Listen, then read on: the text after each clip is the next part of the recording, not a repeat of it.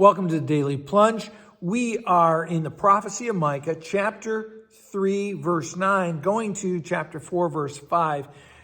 Just like verse 1, it says, "Listen up, hear this, you leaders, you rulers who aren't doing your job." He's proclaiming that judgment is coming upon them, those who are supposed to be leading Jacob, Israel, the people of God.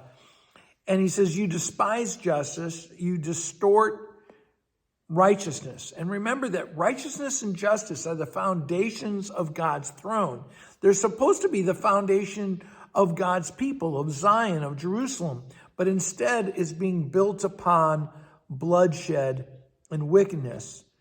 Their leaders, it says, are more worried about greed and what they get paid for their job than being aligned with God. In fact, they say, oh no, God's right with us on this.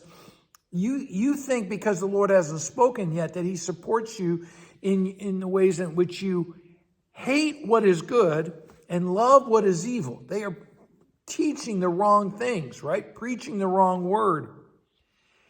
And they say, isn't God among us? No, there's no disaster coming, but it is coming. In fact, the Lord says, because of you, because you've led my people astray, Zion, the people of God, is going to be a plowed up field. They're going to become a heap of rubble, and the sacred space, the temple, is going to be an overgrown mound.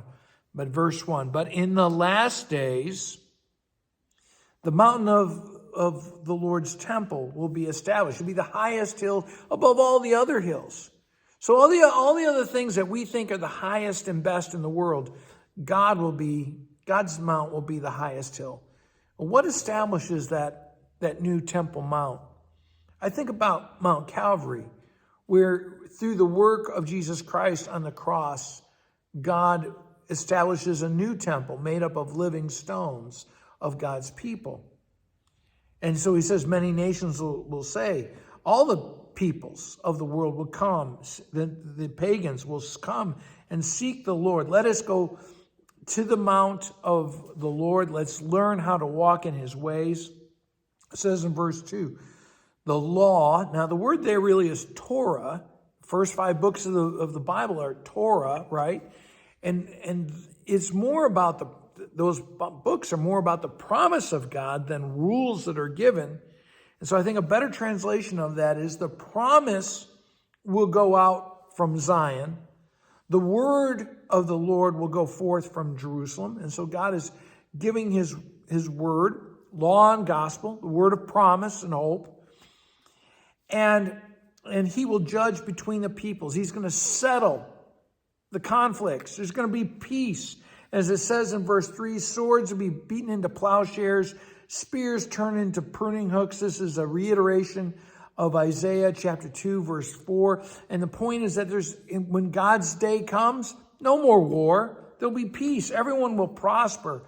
No one will live in fear and terror like they do at this time. And the reason why is because the Lord, who is almighty, will simply speak and put an end to sin, death, injustice, wickedness, war, all of that. God speaks.